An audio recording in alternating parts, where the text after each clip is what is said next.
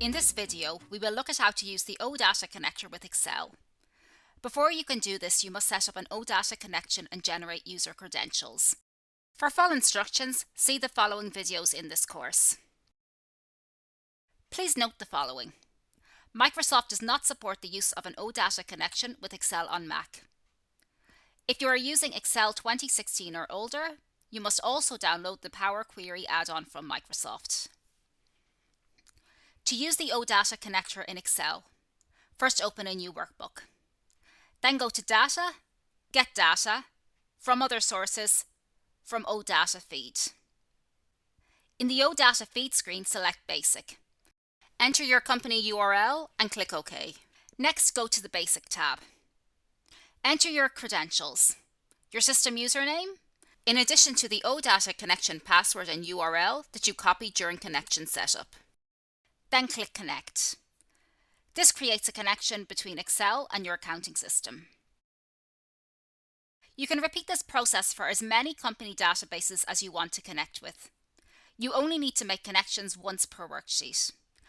Later, if you need to add more data sets from one of the same companies, go to Data, click on the Recent Sources icon, and select the relevant connection. Now let's fetch system data and perform some basic queries. In the navigation screen, there are two types of datasets available: static datasets and functions. You can select just one dataset or else check Select Multiple Items to select several. Static datasets include data such as BI codes and customers. Click on any of these for an immediate preview. Functions include balance sheet, profit and loss, trial balance, and transaction lines. To view these datasets, you need to enter additional parameters, such as the year for profit and loss.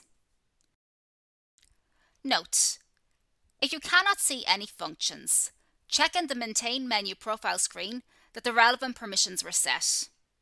This must be done by a practice admin. For more on user administration, see the User Admin course.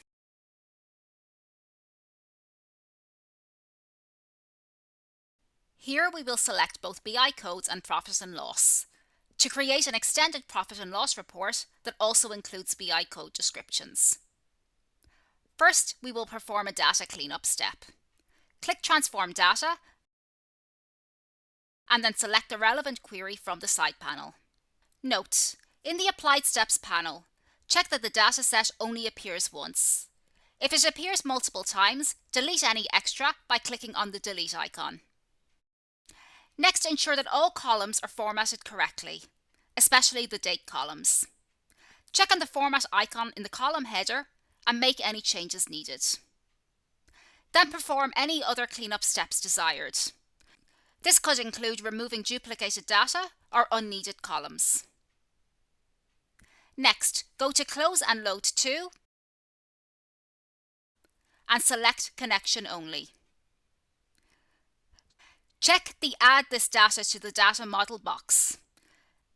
This option will let you build relationships between the static and report data for a greater level of analysis. Then click OK. Now let's create a relationship between the two datasets. Go to Data Tools and click on the Power Pivot icon. If necessary, click Enable. In the Diagram View tab, find the two datasets and connect them via their common heading. Click on Pivot Table. This will load the data into the spreadsheet of your choice and click OK. Next, let's select the fields for our custom report. Go to Pivot Table Analyze and select Field List.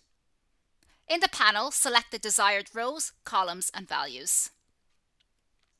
For rows, from the BI codes dataset, we will select BI codes and description. And from the profit and loss dataset, we will select GL codes and GL code name. Next, for column, we will select period number and period. Finally, for values, we will select year to date. Lastly, save the report. You can update the report at any time by refreshing the data. If you want to refresh all queries simultaneously, click Refresh All.